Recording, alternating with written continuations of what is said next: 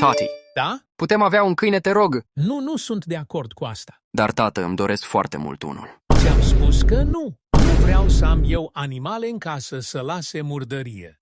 Bine? Tati! Mătușa Ana ne-a făcut cadou acest câine. Oh, nu. Nu se poate. Dar, tată, acum ăsta este câinele meu. Așa e, acum nu mai pot spune nimic. Dar n-ai să mă vezi pe mine să am grijă de el sau chestii de genul. Nici nu trebuie. O să am eu grijă. Tată, Da? vrei să mergem în parc? Nu pot acum, am puțină treabă. Ce treabă, tati?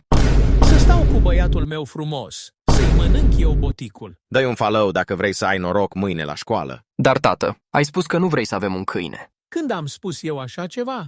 Întotdeauna mi-am dorit un câine. Nu vezi ce frumos e? Dar, tată... Niciun dar, tată. Acum am treabă. Salut, tată! Salut, fiule. Ce faci?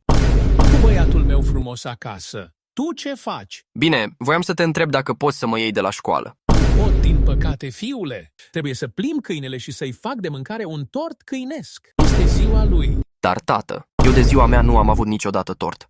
Și cu tine acum. Trebuie să te las, papa. Ăsta este comentariul zilei. Dacă vrei și tu să apari în următorul clip, dă-i un follow și un comentariu.